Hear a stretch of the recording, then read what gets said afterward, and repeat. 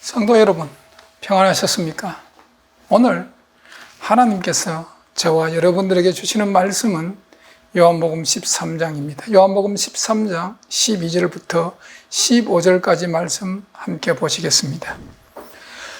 저희 발을 씻기신 후에 옷을 입으시고 다시 앉아 저희에게 이르시되 내가 너희에게 행한 것을 너희가 아느냐?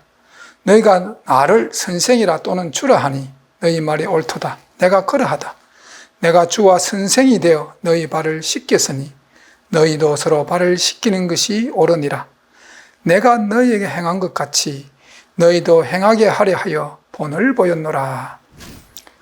어느 교회 목사님께서 새로 부임하셨습니다. 첫날 부임 설교를 하시고 나니 성도님들께서 목사님께 이렇게 말씀하셨습니다. 목사님 참 은혜 많이 받았습니다 라고 격려해 주셨습니다. 그 다음 주에 지난주에 한 설교를 똑같이 목사님이 설교를 했습니다. 셋째 주 그 다음 주에도 첫날 부임 설교한 설교를 똑같이 설교를 3번 반복해서 하셨습니다. 그러자 집사님들이 더 이상 참지 못하고 아니 목사님 똑같은 설교를 3번씩 하시면 3번씩 하신 것을 아십니까? 라고 물었습니다. 목사님께서 예, 잊지 않고 알고 있습니다. 그러면 목사님 언제 새로운 설교를 시작하실 겁니까? 혹시 목사님 설교 목록이 그것이 전부는 아닙니까? 라고 비꼬는 말투로 목사님께 말했습니다. 그때 목사님께서 이렇게 대답했습니다. 성도 여러분들이 제가 선포한 말씀을 실행에 옮길 때에 제가 새로운 설교를 시작할 것입니다 라고 말씀하셨습니다. 설교를 듣고 성경 공부하는 일은 참 기독교인으로서 위대한 일입니다. 위대한 일이죠. 그러나 설교를 듣고 공부하는 것이 사람을 변화시키지는 못합니다. 설교를 듣고 공부한 성경 말씀을 우리 삶 속에서 실행에 옮길 때에 인격의 변화를 가져옵니다.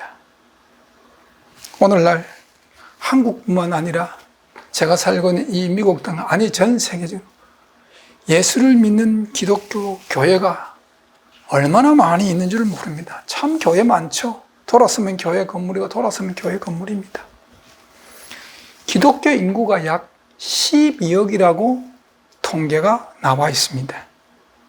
하지만 언제부턴가 이 기독교 인구가 점점 줄어들고 있습니다. 쉽게 말하면 성장하는 것이 아니라 마이너스 성장을 하고 있는 것입니다.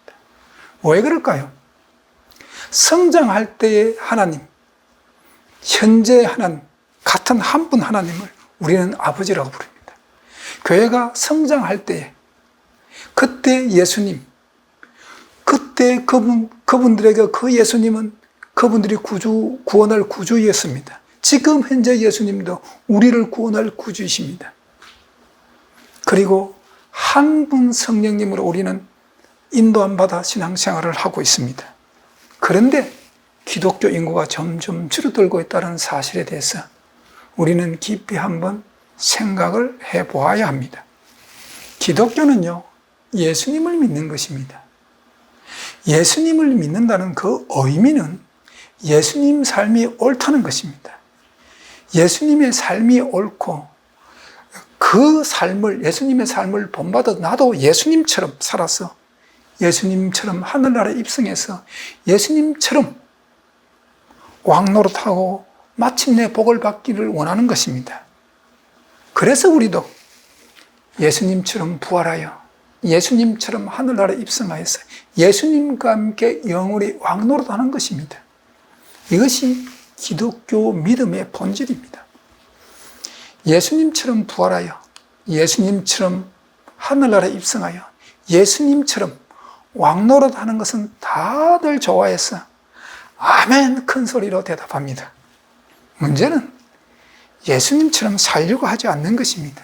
이것이 오늘날 기독교의 큰 문제점이고 이것 때문에 기독교가 마이너스 성장, 기독교 인구가 줄어들고 있는 것입니다. 그런데 이것이 현 시대 기독교라는 종교에 한정된 것이 아니라 세계 모든 종교인들이 갖고 있는 문제입니다. 기독교뿐만 아니죠. 다들 그렇습니다. 불교 예를 하나 듭니다. 왜 대한민국 국민들이 불교를 많이 믿으니까 불교를 예를 하나 들겠습니다. 불교를 예를 들면 불교인 중에서 달마대사라는 분이 계신데 그분이 하신 말씀 중에 이런 말씀이 있습니다. 길에서 석가를 만나면 그를 죽이라는 말이 있습니다. 제가 불교를 믿는 분들에게 이런 말씀을 하면 그분들이 난리를 칠 것입니다. 하지만 달마대사라는 분은 불교의 타락을 보면서 한탄하신 말씀 중에 이런 말씀이 있는 것입니다. 많은 불교인들이 석가모니의 가르침을 받아서 그 가르침대로 자신의 욕구를 비워 열반에 들 생각은 없어지고 그냥 석가모니의 불상을 만들었죠. 그 불상을 섬기고 숭배하여 그 숭배의 대가로 무엇을 자기가 요구하는 것, 자기가 원하는 것을 이루려고 하는 것에 모든 신앙의 초점이 맞춰져 있기 때문에 달마대사란 분이 길에서 석가를 만나면 그를 죽이라는 것입니다. 석가의 가르침에는 관심이 없습니다. 석가를 숭배하여 자기의 욕구를 충족하는 것이 그들 신앙의 목적이었기 때문에 달마대사가 그런 말씀을 하신 것입니다. 여러분, 음력 4월 8일이면 석가모니 탄신일을 이렇게 해가지고 한국 절에서는 큰 행사를 하죠. 4월 초팔을 크게 합니다. 4월 초팔이 되면 법당 안은 뿐만 아니라 법당 마당에도 전부 등을 답니다. 그 등을 달면서 자기 원하는 것을 이루어달라고 등 앞에서 빌거나 또는 합작하거나 또는 절간 안에서 불상 앞에서 절을 하는 불교인들을 보면서 만약에 석가모니가 살아서 이 사실을 본다면 뭐라고 말씀하시겠습니까? 한국의 성철 스님께서도 불교가 불교다워지려면 절에 있는 삼성각을 다 없애야 한다고 말씀하셨습니다. 삼성각이라고 하는 것은 현재까지 거의 모든 절에 다 있습니다. 삼성각은 시주를 하면서 자기의 바라는 것을 이루어달라고 비는 곳입니다. 즉 다시 말씀드리면 자기의 소원을 이루어달라고 기도하는 곳입니다. 석가모니는 인도의 왕자로 태어났습니다. 왕궁에서 살았으면 그는 정말 부귀영화를 누리며 그의 평생의 삶을 살 수 있었습니다. 하지만 그 부귀영화를 다 버리고 고행을 하면서 인간의 욕심 때문에 이 세상에 모든 고통이 왔다는 것을 깨닫고 자신을 비워야 열반에 이룰 수 있다는 니힐리즘, 즉 공사상을 주장하신 분이신데 오늘날 불교인들은 부처님 앞에서 끊임없이 자신들의 욕구가 충족되기를 간절히 바라는 마음으로 불공을 드리고 있는 것입니다. 앞뒤 말이 맞지 않지 않습니까? 예. 이 삼성각이 절에 들어서고부터 불교가 종교라기보다는 하나의 미신처럼 되어버린 것입니다. 그래서 무당들의 집에 불상이 안치되고 무당들이 점을 칠 때에 부처님을 의지해서 점을 치는 세상이 되어버렸습니다. 심지어 절에서 스님들도 버젓이 점을 치는 시대가 되어버린 것입니다. 제가 기도원에서 1년간 낮에는 성경을 읽고 밤 12시에 산에 올라가서 기도하는 그런 시간을 가진 적이 있습니다. 제가 기도하는 산 밑에 제가 기도하는 바위가 있었거든요. 그 바위 산 밑에 절이 하나 있습니다. 그 절에는 매주 화요일 되면 집회를 합니다. 화요일 되면 그 절이 대낮처럼 불을 켜고 환합니다. 그리고 전국 각지에서 대형 버스를 동원해서 신도들이 모여듭니다. 그 절이 유명한 이유는 그 절이 역사가 오래되든지 법당이 화려하다든지 건물이 웅장하다든지 그런 것이 아닙니다. 그 절이 유명하게 된 것은 그 주지 스님께서 점을 치시기 때문입니다. 그 절 입구에 주지스님이 머무는 조그마한 건물이었는데 그 건물 입구에 이런 글귀가 크게 써져 있습니다.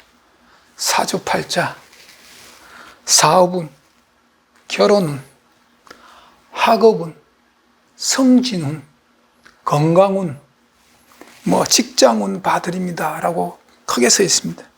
그러니까 점을 보기 위해서 전국 각지에서 사람들이 몰려드는 것입니다.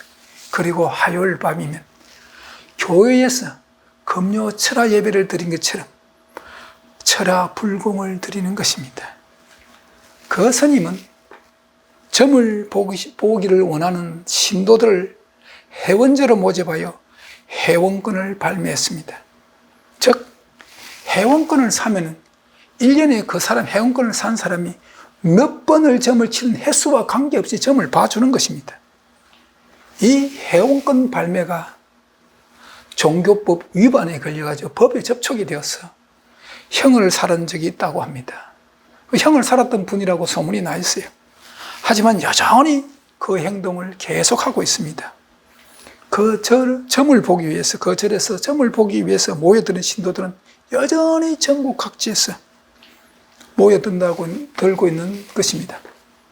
그리고 그 스님은 그 당시 최고 고급 승용차인 그랜저를 기사를 두고 타고 다녔습니다.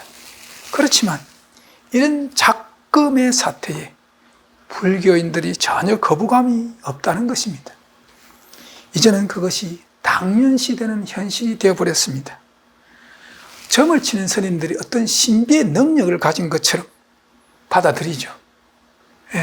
그리고 그런 점을 잘 치는 스님들이 있다 그러면 그 절의 신도들이 전국 각지에서 모여드는 것입니다. 더 많이 모여드는 것입니다. 한데 성도 여러분, 우리가 깜짝 놀랄 일들이 지금 일어나고 있습니다. 최근에 무당의 집에서 불상이 사라지고 있습니다. 그 불상이 사라진 자리에 무엇이 대신할까요? 십자가가 들어가고 있습니다. 불상을 가지고 의지하여 점을 치는 무당들이 이제는 불상의 시대는 갔다. 이제는 십자가 시대다. 이제는 십자가를 놓고 점을 치는 시대가 되어버렸습니다. 무당들이 굿을 하면 그 굿을 하는 과정에서 악기를 쫓는, 즉 귀신을 쫓아내는 과정이 있습니다. 그 과정 중에 하나가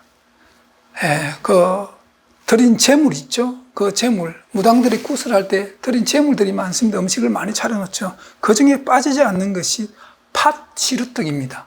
왜 하필이면 팥시루떡을 넣는가, 드리는가? 우리는 한국 사람들의 고유 풍습 중에 하나가 팥은 악기를 쫓아낸다는 그런 의미를 가지고 있습니다. 그래서 비즈니스 한다든지, 개업한다든지, 이사를 한다든지 하면 팥시루떡을 돌리는 것입니다. 그 팥시루떡에 악기를 쫓아내는 과정에서 칼로 십자가를 그어야 한다는 것입니다. 십자가를 그어야 악기가 나간다는 것입니다. 성도 여러분, 이런 현실을 어떻게 생각하십니까? 아니, 여러분은 불교인들처럼 아무런 거부감 없이 그것이 수용이 되십니까? 만약 우리에게 이런 일이 전혀 거부감이 없이 받아들여진다면 이것은 분명히 우리 신앙에 무엇인가가 잘못된 것입니다. 기독교도 불교처럼 미신화되어 가고 있다는 사실입니다. 이런 일이 발생한 것에 대해서 무당들을 탓하거나 무당들을 원망할 필요가 없습니다. 우리 스스로가, 모든 기독교인 스스로가 기독교란 종교 아래서 스스로 자문을 해야 됩니다. 의문을 던져야 됩니다. 그리고 그 답을 찾아내야 하는 것입니다. 오늘날 이 지구상에 얼마나 많은 교회가 있습니까? 아니, 조그마한 한국 땅에만 아주 시골의 조그마한 개척교회를 시작하여 큰 대형 교회까지 그 수를 세면은 약 5만 개가 교회가 있다고 합니다. 그리고 목회자들, 목사님들만 10만 명에 이르고 있다고 합니다. 그런데 한국에서 목사님들에 대한 일반인들의 평은 더 이상 성직자가 아닙니다. 그들은 기업가, 즉 CEO라고 봅니다.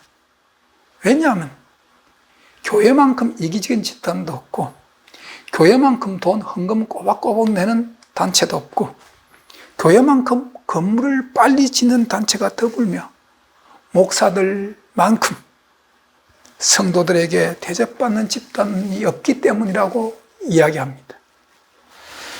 참으로 부끄러움을 감출 수가 없습니다. 제가 한국 목사님들을 별로 좋아하지 않습니다. 물론 제가 깊이 마음속으로 존경하는 목사님도 계십니다. 하지만 별로 좋아하지 않습니다. 왜냐하면 목사님들 모임에 가서 처음 만나는 목사님 자기 소개하기 위해서 명함을 내미죠. 그 명함을 내미면 그 명함이 너무 무거워서 들기가 너무 힘듭니다. 제 체력으로 그 명함 한 장 들기가 너무 힘듭니다.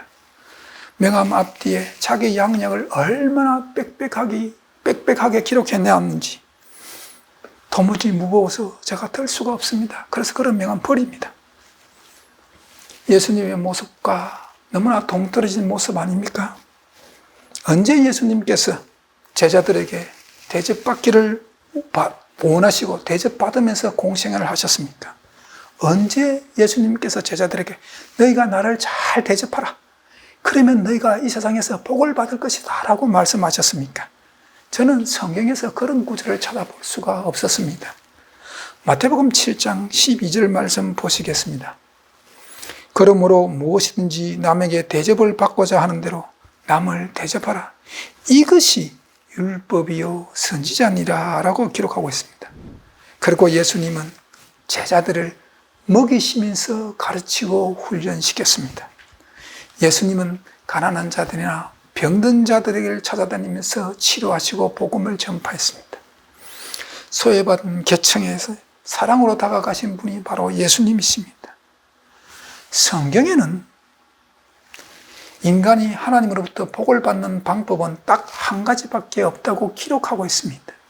신명기 28장 1절에서 6절까지 말씀을 보면은 내가 내 하나님 여호와의 말씀을 삼가 듣고 내가 오늘날 내게 명하는 그 모든 명령을 지켜 행하면 내 하나님 여호와께서 너를 세계 모든 민족 위에 뛰어나게 하실 것이라. 그 하반부에 내가 들어가도 복을 받고 나가도 복을 받을 것이다 이렇게 기록되어 있죠.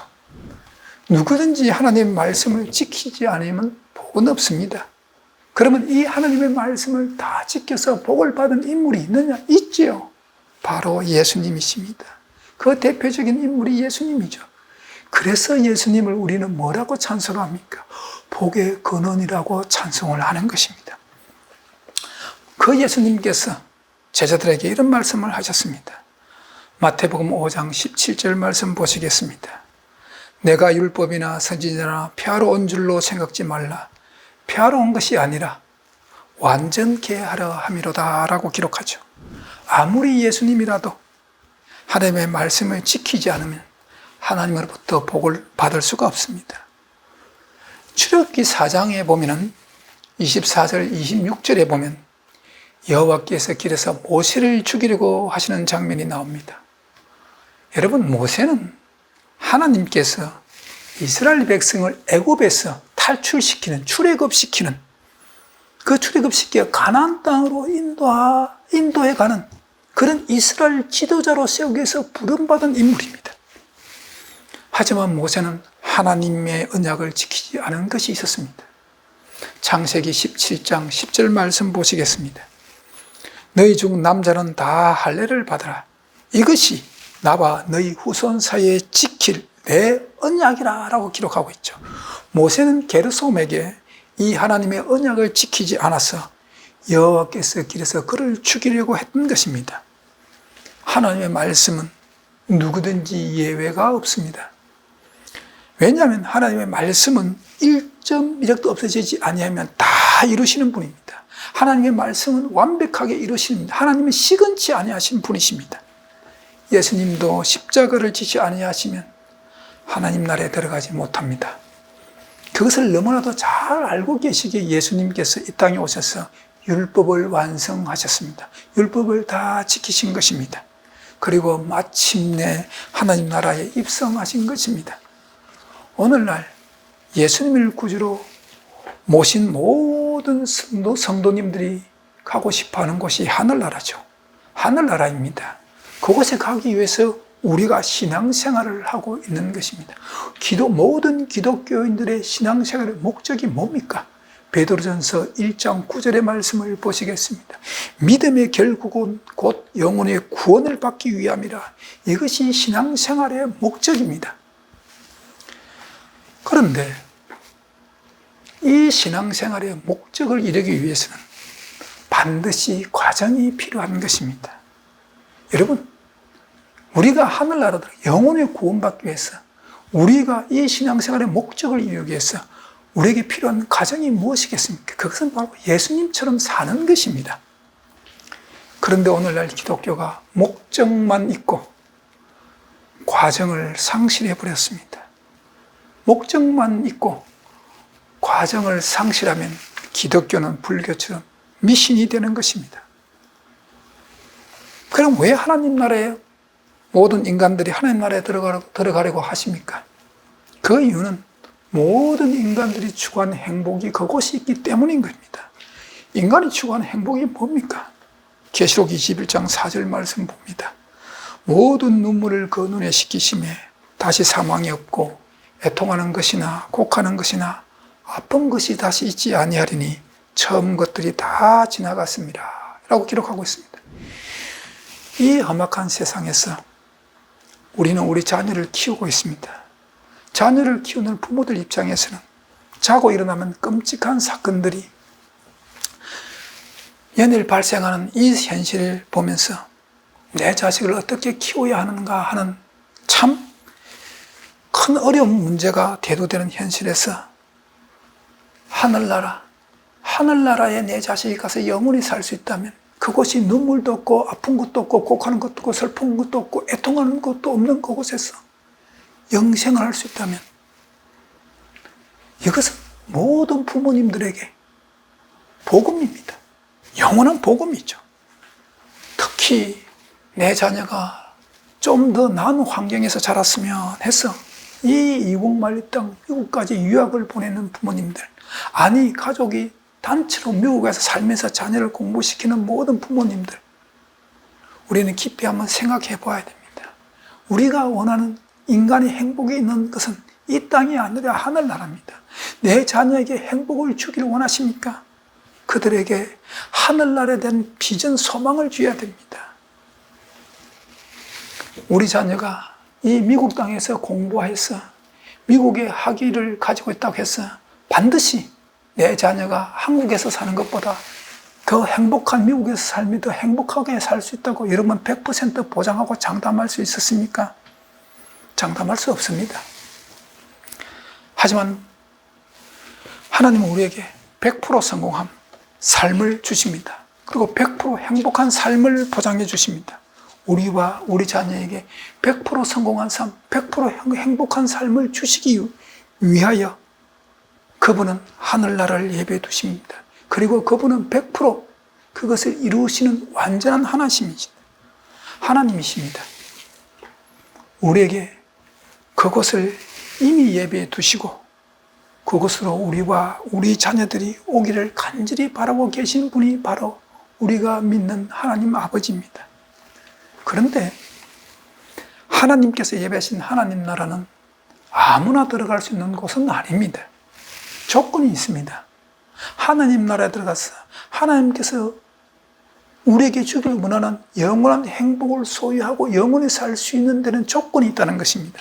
그 조건은 하나님께서 예배해 두신 그 행복을 깨뜨린 자는 결코 들어갈 수 없다는 것입니다. 그래서 하나님께서 그곳에 들어갈 수 있는 것, 내가 너희들의 영원한 인간들이 추구하는 영원한 행복을 주겠다. 내가 영원한 행복을 예배해 놓고 너희들을 기다리겠다. 너희들이 이곳에 들어오라. 그러나 이곳은 아무나 들어갈 수는 없다. 행복을 깨뜨린 자는 결코 이곳에 들어올 수 없다. 그래서 그 하늘나라에 들어갈 수 있는 샘플을 우리에게 주신 것이 바로 예수님이십니다. 그 예수님께서 하신 말씀이 마태복음 16장 24절입니다. 같이 보시겠습니다. 이에 예수께서 제자들에게 이르시되 아무든지 나를 따라오려거든 자기를 부인하고 자기 십자가를 지고 나를 쫓을 것이라 이렇게 말씀하십니다. 예수님께서 하늘나라 가는 길을 말씀하시고 또한 본인이 그 본을 보여주셨습니다. 그것이 십자가입니다. 그리고 십자가를 지시기 전에 그분은 하나님의 모든 말씀을 완성하시면서 몸소 실천의 삶을 살았던 분이십니다. 제자들에게 그 삶의 본을 보여주신 것이죠.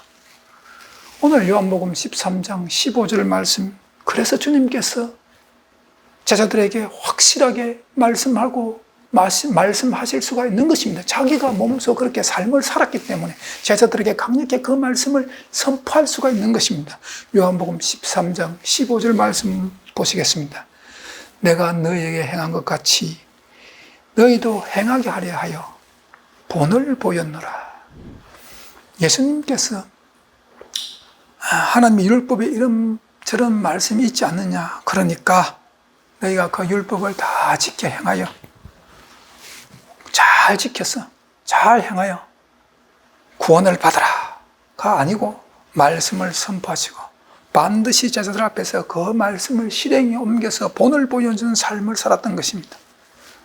왜 주님께서 제자들과 그 우리들에게 주님께서 그 본의 삶을 보여주시는가? 그것은 우리도 자신처럼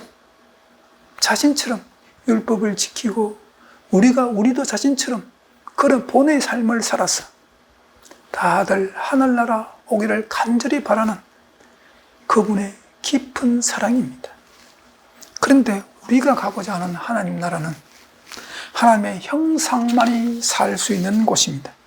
즉 하나님의 형상은 아담이 선악과 따먹기 전의 상태, 즉 죄짓기 전의 상태가 하나님의 형상입니다. 즉 우리가 하나님의 형상을 회복해야 되는데, 그래야 하나님 나라에 들어가서 영원한 행복을 누릴 수가 있는데, 하나님의 형상을 우리가 어떻게 회복할 수 있는가? 이것이 기독교 신앙에 초점이 맞춰져야 합니다. 그것은 하나님의 말씀을 듣고 성경 공부하는 것으로 끝나면 안 됩니다. 하나님의 말씀을 듣고 성경 공부를 했습니까? 그러면 그 말씀을 내 삶 속에서 적용시켜 실천하는 것입니다. 그 말씀을 내 삶 속에서 실행에 옮겨 실천할 때에 내 인격이 변하고 옵니다. 내 자아가 죽고 내 인격이 겸손해지는 것입니다. 내 삶 속에서 예수님처럼 살려고 몸부림칠 때 우리의 인격이 예수님처럼 닮아가는 것입니다. 즉 우리의 신앙의 롤 모델은 여러분들이 지도자로 모시고 있는 교회 담임 목사님이 롤 모델이 되면 안 됩니다. 어떤 교단은요, 그 교단 당회장, 세계에서 제일 큰 교회죠. 그 목사님을 닮으려고 거기에서 운영하는 신학교 학생들은 다 그 목사님 목소리를 흉내냅니다. 그분이 여러분 신앙의 롤 모델이 되면 안 됩니다. 기독교 신앙의 롤 모델은 오직 한 분, 예수 그리스도가 모든 기독교인들 신앙의 롤 모델이 되어야 합니다. 예수님을 닮지 않으면 우리는 결코 예수님 따라 하늘나라에 들어갈 수가 없습니다. 자식이 하나님으로부터 복 받기를 원하십니까? 내 자식이 하늘나라에 입성하기를 원하십니까? 내 자식이 하늘나라에서 영원한 행복을 누리고 삶을 살기를 원하십니까? 내 자식 앞에 하나님의 말씀을 지키는 본의 삶을 보여주십시오. 내 형제나 이웃을 주님 앞으로 인도하기를 원하십니까? 그분 앞에서 본의 삶을 사십시오. 성도 여러분, 우리는 진리를 받았습니다. 그 진리를 받은 것으로 만족해서는 안 됩니다. 진리는 향기가 있어야 합니다. 진리는 반드시 향기가 나와야 합니다. 예수님의 향기를 내십시오.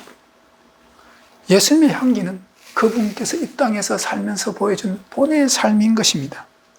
우리에게 본의 삶을 보여주시기 위해서 그분은 우리와 똑같은 죄의 본질을 입으신 육체로 이 땅에 오신 것입니다. 성도 여러분, 우리는 기독교인입니다. 그리고 기독교인들이 가져야 할 것이 있는데, 사도 바울은 예수님의 향기를 이렇게 표현하고 있습니다. 갈라디아서 6장 17절 말씀 보시겠습니다. 이후로는 누구든지 나를 괴롭게 말라. 내가 내 몸에 예수의 흔적을 가졌노라 라고 이야기합니다. 사도 바울은 예수님의 향기를 바로 예수의 흔적이라고 표현합니다. 예수님의 흔적은 예수님처럼 본의 삶을 사는 것입니다.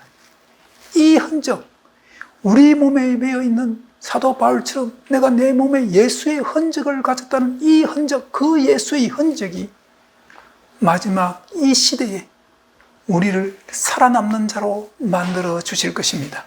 기도하시겠습니다. 하나님 아버지 감사합니다. 우리는 기독교인입니다. 기독교는 예수님처럼 사는 것이 기독교입니다.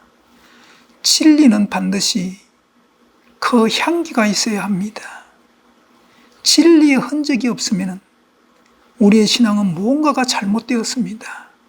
마지막 시대를 살아가는 성도 여러분, 우리는 이 시대에 반드시 회복되어야 될 것은 예수 그리스도의 흔적입니다. 그것이 내 속에 살아있어야 합니다. 그것이 내 속에 남아있어야 합니다. 예수의 향기가 이 마지막 시대 우리를 최종적으로 살아남는 자로 우뚝 세워줄 것입니다. 오늘 저와 성도 여러분 모두가 우리 심령 속에 예수의 향기로 가득 채우는 복된 삶을 살기를 간절히 바라며 예수님 이름으로 기도하옵나이다. 아멘.